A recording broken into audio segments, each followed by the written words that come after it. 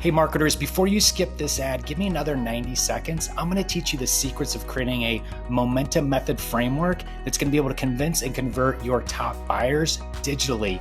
Let's face it, today's buyers, well, it's not a one-size-fits-all marketing approach. It's how you can be hyper relevant and be able to check off those mental boxes as that potential buyer is learning about your solution for the first time. And I'm going to break down the 5 steps to the momentum method framework.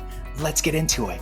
All right, I'm super excited to talk about one of my favorite topics, which is the momentum framework. And I'm going to break down 5 steps that speak specifically to the logical thought sequence that a buyer goes through mentally when they're trying to learn about a solution for the first time and to understand if your solution is the best for them. As marketers, we love to call things multiple things. So for this example, the persona page, we can call it a customer journey page, a funnel page, a landing page, a squeeze page.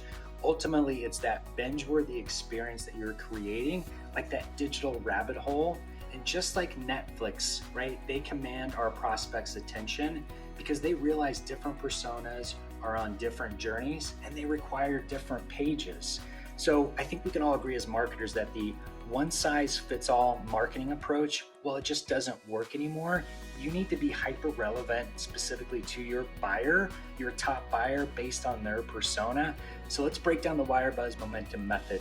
At the very top of the page is, what does this target audience care about right now today? So as that prospect hits the page for the very first time, you need alignment with them, right? So you need to immediately address that challenge they're facing and do that with limited text, because I'm going to map out specifically 3 videos that you need to be put on this page to transfer even much more information. As the prospect goes down the page, number 2 is, what's the real problem you solve? So that's limited text as well. The big key thing here is start incorporating images that are relevant to your persona. So if you have, for example, an IT persona you're trying to target, let's put some nerdy IT images up there. As the prospect goes down, the third thing is, why are the competitor options inferior to yours? So you start addressing competitors. The fourth thing is, now you start teeing up specifically your solution.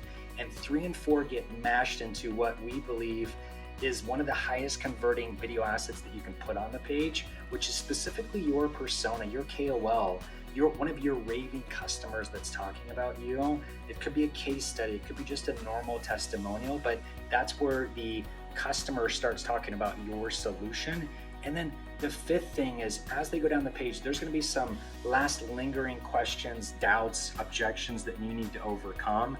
So let's address those. Some of those could be talking about pricing. So let's put pricing on there. The other thing you want to create from a video perspective is an implementation video, like a next steps video. This is where you provide more transparency to understand, hey, if this is the solution for me, how does it work in my everyday workflow? How does it affect my business? So you want to provide that mass clarity through that implementation video. The next video, which is up at the very top, this is the persona specific promise of value video. So this is where all 5 of those come together from the momentum method. And the reason we lay out these 5 steps is it checks off all those mental boxes that a buyer would go through when learning about a solution. So this is the winning combination of copywriting, video strategy that takes out any of those confusions or why your solution is the best fit. Anytime you can provide massive clarity and eliminate any confusion, you're going to win the buyer. One of the keys is to leveraging the power of video, as I mentioned, through those 3 videos, which people, they're 4 times more likely to watch a video than actually read text. And people retain 95% of information in the video and only 10% with reading text. I hope this has been helpful. If you have any questions, let me know. Bye for now.